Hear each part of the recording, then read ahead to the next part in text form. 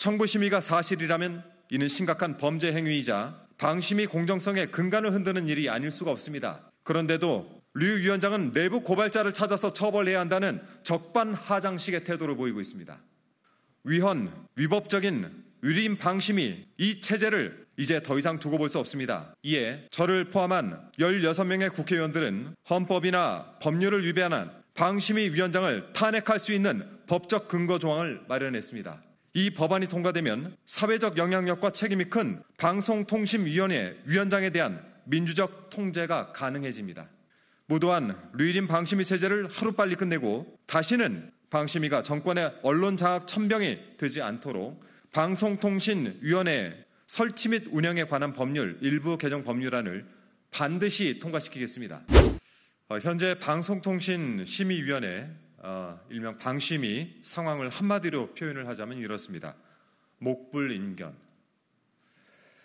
류일임 위원장 체제의 방심위는 언론에 대한 만행에 가까운 폭거를 보여주고 있습니다. 1980년 언론 통폐합 이후 보도 지침 등을 통해서 보도를 통제했던 전두환 정부만큼이나 무도합니다. 16년 전 제가 이명박 정부를 상대로 언론 자유를 외쳤던 그때보다도 더 참담합니다.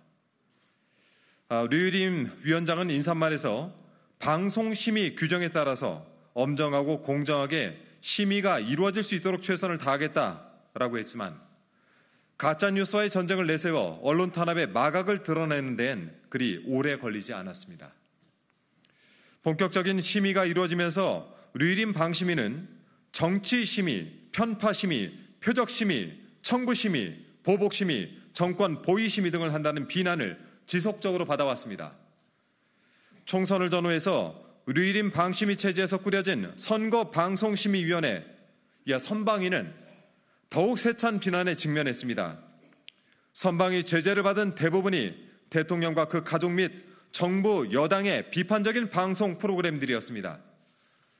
그 어느 때보다도 징계 빈도는 높았고 징계 강도는 매우 셌습니다. 특히 선방위가 내린 30건의 법정 제재 중 MBC가 지역 MBC 3건을 포함해서 무려 20건, 특정 방송사를 겨냥한 표적심의라는 비판이 일고 있습니다. 류 위원장의 청부심의 의혹은 현재 방심위가 얼마나 최악인지 적나라하게 보여주고 있습니다. 민원 조작을 막아야 할 책임이 있는 위원장이 오히려 김만배 신앙님 인터뷰 보도와 방송사들의 인용 보도에 대한 민원을 가족과 지인들에게 청구하여 심의가 이루어지겠다는 의혹이 지난해 제기된 것입니다. 청부심의가 사실이라면 이는 심각한 범죄 행위이자 방심위 공정성의 근간을 흔드는 일이 아닐 수가 없습니다. 그런데도 류 위원장은 내부 고발자를 찾아서 처벌해야 한다는 적반하장식의 태도를 보이고 있습니다. 위헌, 위법적인 의리인 방심이 이 체제를 이제 더 이상 두고 볼 수 없습니다. 이에 저를 포함한 16명의 국회의원들은 헌법이나 법률을 위반한 방심위 위원장을 탄핵할 수 있는 법적 근거 조항을 마련했습니다. 이 법안이 통과되면 사회적 영향력과 책임이 큰 방송통신위원회 위원장에 대한 민주적 통제가 가능해집니다.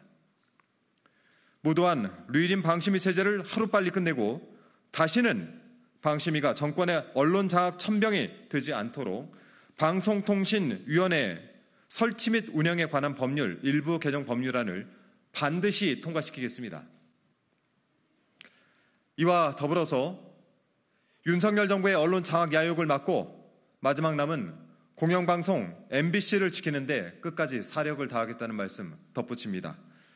공영방송의 정치 독립을 완수하는 일, 언론개혁의 선봉장인 제가 민주당 최고위원에 출마한 가장 큰 이유이기도 합니다. 지난 6월 민주당 의원 전원의 찬성을 받아서 발의한 방송사법과 오늘 제가 설명을 드린 일명 류일임 탄핵법을 조속히 통과시켜서 언론의 재갈을 물리고 자체 검열을 종용하는 입틀막 윤석열 정권을 심판하겠다는 말씀드립니다. 고맙습니다.